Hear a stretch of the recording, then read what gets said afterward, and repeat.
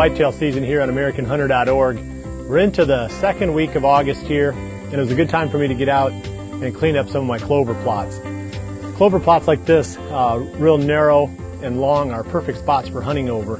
They may not be the world's greatest for feeding a lot of deer, but when you look at it, any deer that steps onto this food plot, if he walks the length of it, is going to be within bow range. That's what I'm looking for, so this is the perfect spot right here for catching a buck during the season.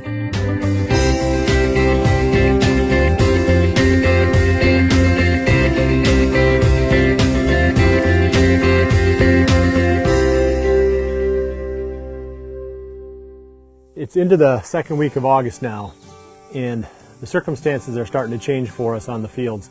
Generally, this is about when we start to see that transition where the deer are less visible, especially the bucks.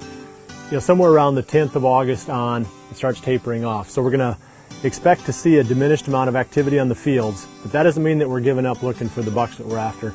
We've got the two big ones that I talked about last week. We picked up a handful of other good, solid, mature bucks. Some of them are definitely shooters. Some of them are, management bucks for sure, but they're definitely mature deer. And we'll kind of show you those as we go along here.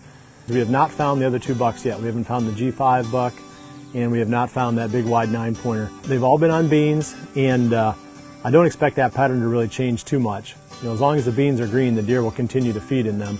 As soon as the beans start to turn yellow, as soon as the leaves themselves start to turn yellow, the deer will move off the beans and into other food sources. We're also seeing acorns starting to drop in a few spots, mostly brought down by the wind, but that's just going to be a progression now where little by little these acorns are going to ripen and start dropping. So by the end of this month, we're definitely going to see the transition off the crop fields and back into the timber. But now my project this week is to get these clover fields ready. And the one that I'm on right now is one of my best killing plots. It's about a half an acre in size. It runs back through the timber. It's completely secluded here. It's a staging area in the evening. It's kind of that last place that the bucks visit before they go and bed down in the mornings during the rut. And if you look at it now, we'll give you a pan of this field. It looks terrible, but I promise you when I get done with this mower and get this thing cleaned up and you come back again in a couple weeks, we'll bring you back and we'll show you this plot again. It'll just totally clean up. This is definitely one of the spots where I expect that we will encounter that buck that we call big. We've not seen the double G4 buck in this area before, but the shed antlers that we picked up on big have been just all around this field over the years. Quarter of a mile that way, a couple hundred yards that way, two different times. And we filmed him in 2008 when he was a 3.5-year-old on the lower end of this field. So I think this is a good spot, like I said, for potentially catching that deer. So I'm going to jump on the tractor here and get this plot mowed. When I get done, I'll jump down and wrap up the episode.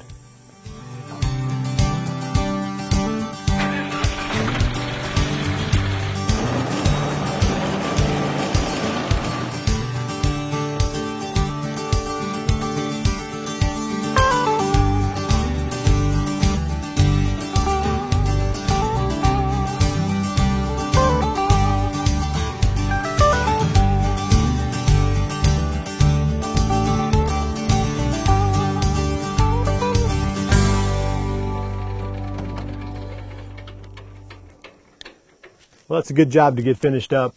This plot's going to look 10 times better in a couple of weeks. But it's something to be thinking about this time of the season. One last cleanup before the fall. Usually we get some August rains, and it turns a little bit cooler and the clover does really well. In the last episode, I promised you that I'd talk a little bit about the summer ranges and the fall ranges of these deer that we're after. And I sort of mentioned it in the context of, how much information can we really pull from what we're learning right now that's useful in the fall. And truly, the answer is it depends upon the deer, because some of the bucks are going to be in the same place in the fall that they were at in the summer, and some of them aren't. And we have enough experience with these two deer that we have a pretty good idea where their fall ranges are. So we're not going to have to try real hard to find them back again once they shed their velvet and kind of disperse into their fall range. But generally that's not always the case. You may be watching some deer at home that you think, wow, this is an awesome buck. And we've got a couple of them on the farm like that. I mean, deer that we're following right now that we'd love to shoot.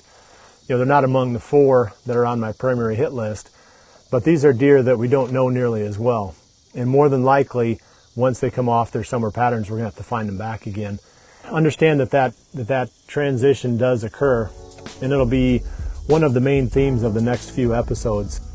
Thanks for joining us here on Whitetail Season at AmericanHunter.org. We'll see you back here next week for the next episode.